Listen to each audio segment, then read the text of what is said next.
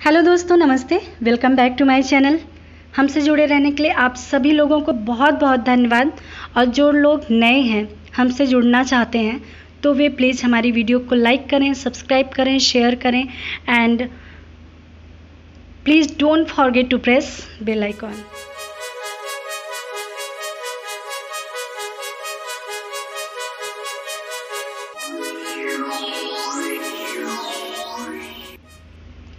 आज मैं बात करने वाली हूँ भारतीय साक्ष्य अधिनियम 1872 की धारा 30 के बारे में। 24 से लेकर 29 तक हम पहले ही बात कर चुके हैं और बता चुके हैं कि ये जो टॉपिक है कन्फेशन से रिलेटेड है। इवन कि 31 की भी बात कर चुके हैं। और ये जो धारा 30 है, इस अधिनियम के अध्याय 2 के तथ्यों की सुसंगति के विषय में और भाग 1 में आता है। धारा 30 में देखेंगे सबसे पहले कौन कौन से प्रश्न आते हैं जो बहुत ही इम्पॉर्टेंट हैं, और ये प्रीलिम्स में भी आते हैं, मेंस में भी आते हैं। तो पहला प्रश्न है जैसे कि सह अभियुक्त किसे कहते हैं? क्या सह अभियुक्त के द्वारा की गई संस्वीकृति ग्राह्य है या उसका क्या महत्व है? तो उसके लिए देखेंगे धारा 30 कि ये जो सह अभियुक्त वर्ड आया है, फिर सह अपराधी भी वर्ड आएगा, इन दोनों का क्या मतलब है इसके लिए देखना पड़ेगा।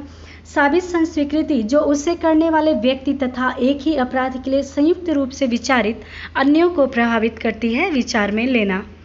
जबकि एक से अधिक व्यक्ति एक ही अपराध के लिए संयुक्त रूप से विचारित हैं तथा व्यक्तियों में से किसी के द्वारा अपने को और ऐसे व्यक्तियों में से किसी अन्य को प्रभावित करने वाली की गई संस्वीकृति को साबित किया जाता है, तब न्यायालय ऐसी संस्वीकृति को ऐसे अन्य व्यक्ति के विरुद्ध तथा ऐसी संस्वीकृति करने वाले व्यक्ति के विरुद्ध विचार में ले सकेगा। इसका स्पष्टीकरण भी देख लेते हैं। इस धारा में प्रयुक्त अपराध शब्द के अंतर्गत उस अपराध का दुष्प्रेरण तथा उसे करने का प्रयत्न भी आता है। दुष्प्रेरण मतलब अबेटमेंट, प्रयत्न, अटेम्प्ट। अगर कोई किसी अपराध को किसी व्यक्ति ने दुष्प्रेरित किया है कि उस अपराध को करे, तो ये उसका दुष्प्रेरण होता है। हम इसकी जो है तो चर्चा आईपीसी में भी करेंगे कि दुष्प्रेरण क्या है और प्रयत्न क्या होता है, दोनों की ही।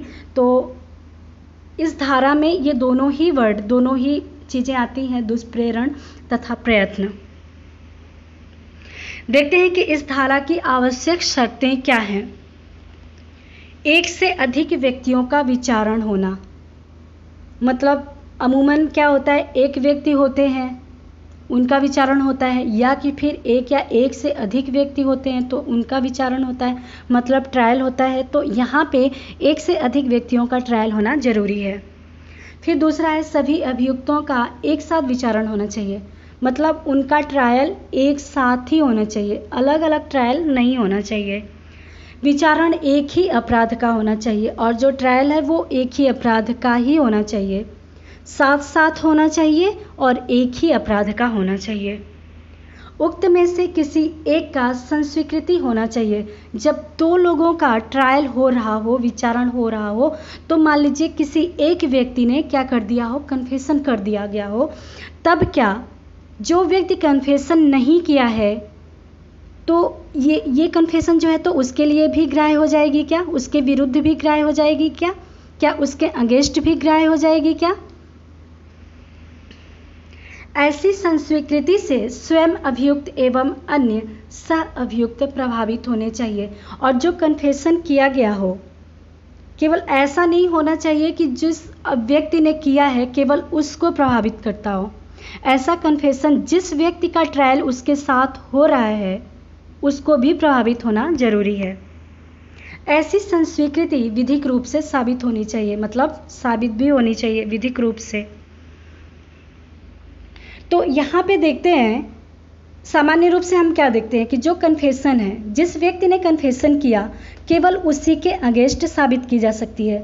लेकिन इस धारा में हम ये पढ़ रहे हैं कि कन्फेशन जिस व्यक्ति ने कन्फेशन नहीं किया है, अगर उस व्यक्ति का ट्रायल किसी व्यक्ति के किसी अभियुक्त के साथ हो रहा है, साथ साथ और एक ही अपराध के लिए हो रहा है, तो उस दूसरे व्यक्ति द्वारा किया गया कन्फेशन उस व्यक्ति के अगेंस्ट भी साबित की जा सकती है।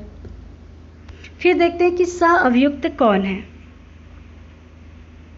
इसको एक उदाहरण से समझते हैं कि जब एक से अधिक व्यक्तियों का एक ही या कई अपराधों के लिए संयुक्त विचारण किया जा रहा है तो उन्हें एक दूसरे का सह अभियुक्त कहते हैं। उदाहरण से समझिए, जैसे कि क और ख ग की हत्या के लिए संयुक्ततः विचारित किया जाता है। दो व्यक्ति हैं, ठीक है, और दोनों जो है किसी एक व्यक्ति के लिए संयुक्त रूप से उनका ट्रायल हो रहा है। यह साबित किया जाता है कि क ने कहा कि ख और मैंने ग की हत्या की है। ख के विरुद्ध इस संस्वीकृति के प्रभाव पर न्यायालय विचार कर सकेगा। और मान लीजिए जिन व्यक्तियों का ट्रायल हो रहा है उनमें से एक व्यक्ति क्या करता है, कन्फेशन कर देता है, अपने अपराध को कबूल कर देता है, और दोनों व्यक्ति क्या करते हैं, मिलकर एक ही अपराध किए रहते हैं। तो जब एक व्यक्ति कन्फेशन करता है तो ऐसा कन्फेशन उस दूसरे व्यक्ति के अगेंस्ट भी साबित किया जा सकता है। न्यायालय इस पर विचार कर सकता है। सामान्य नियम देखिए क्या है। सामान्य नियम यह है कि जो व्यक्ति संस्वीकृति करता है उससे के विरुद्ध वह साक्ष्य में ग्राह्य किया जाता है। अपवाद क्या है इसका, धारा 30 है। ऐसी संस्वीकृति का उसके साथियों के विरुद्ध क्या साक्षिक महत्व होगा। यहाँ पे साक्षिक मूल्य की बात की जा रही है। अगर हम कोई भी प्रश्न लिखते हैं, मेंस में कोई भी प्रश्न लिखते हैं, तो सबसे लास्ट में उसके साक्षिक मूल्य को देना बहुत ज़रूरी होता है कि इसका साक्षिक महत्व क्या है।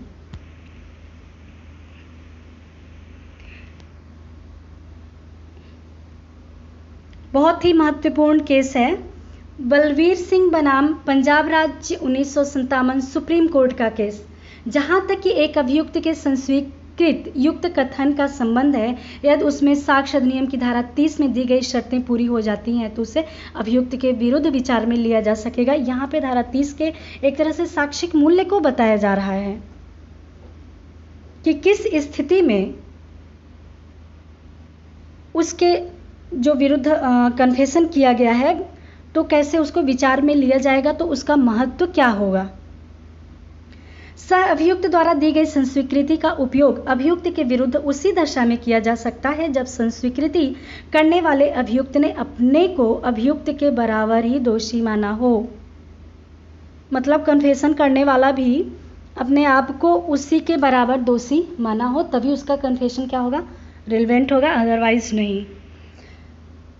कश्मीरा सिंह बनाम मध्य प्रदेश 1952 सुप्रीम कोर्ट, आप जानते होंगे बहुत ही इंपॉर्टेंट केस है।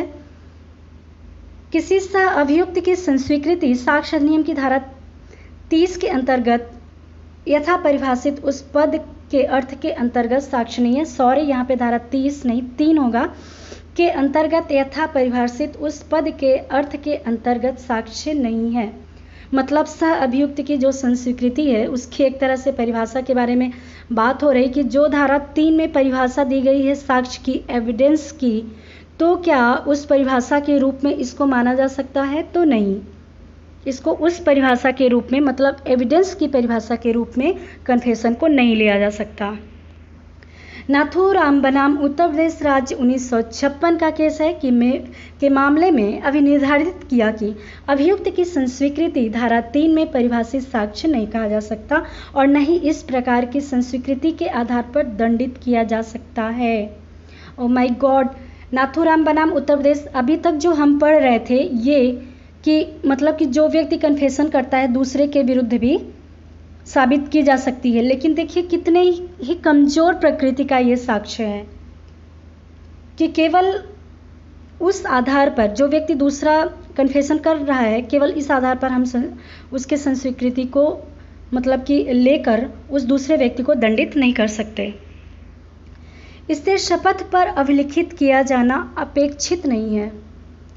अमूमन क्या होता है कि जब अभियुक्त कोई भी स्टेटमेंट देता है, कोई भी बात कहता है, तो उसको शपथ पत्र पर लिखा जाता है, लेकिन यहाँ पे जो कन्फेशन है इसको शपथ पत्र पर लिखना जरूरी नहीं है। प्रतिपरीक्षा द्वारा इसका परीक्षण नहीं किया जा सकता। हम आगे बात करेंगे कि प्रतिपरीक्षा क्या होती है, क्रॉस एग्जामिनेशन क्या होता है, हम इसकी आगे बात करेंगे। लेकिन फिलहाल आप यहाँ पे जान लीजिए केवल इतनी सी बात कि प्रतिपरीक्षा द्वारा इसका परीक्षण नहीं किया जा सकता, मतलब कन्फेशन की क्रॉस एग्जामिनेशन नहीं हो सकता। यह दुर्बल प्रकार का साक्ष्य है, मतलब बहुत मजबूत साक्ष्य नहीं माना गया है। कन्फेशन को साक्ष्य माना, देखिए आप लोग डाउट मत करिएगा, यहाँ पे मतलब कन्फेशन को साक्ष्य माना गया है, मजबूत साक्ष्य माना गया है, लेकिन अगर दो व्यक्तियों का साथ में ट्रायल हो रहा है और एक व्यक्ति कन्फेशन करता है तो ऐसे कन्फेशन को दुर्बल साक्ष्य माना गया है। ठीक है, यहाँ तक कि किसी राज्य साक्षी या किसी से अपराधी के साथ भी कमजोर हैं। ठीक है, इसके आधार पर दंड देना उचित नहीं है। इसका स्वतंत्र संपुष्टिकारी साक्ष्य होना आवश्यक नहीं, अनिवार्य भी है। मतलब इस बात की पूरी तरह से जांच पड़ताल की जानी चाहिए कि जिस व्यक्ति ने कन्फेशन किया है एकदम से स्वतंत्र है कि नहीं, इसकी पुष्टि की जानी चाहिए। आई होप आपको ये वीडियो ज़रूर पसंद आई होगी। ये कन्फेशन वाला टॉपिक एक तरह से पूरा हो गया, और जो भी क्वेश्चंस होंगे प्लीज़ आप हमें बताइए नीचे कमेंट बॉक्स में। Thank you.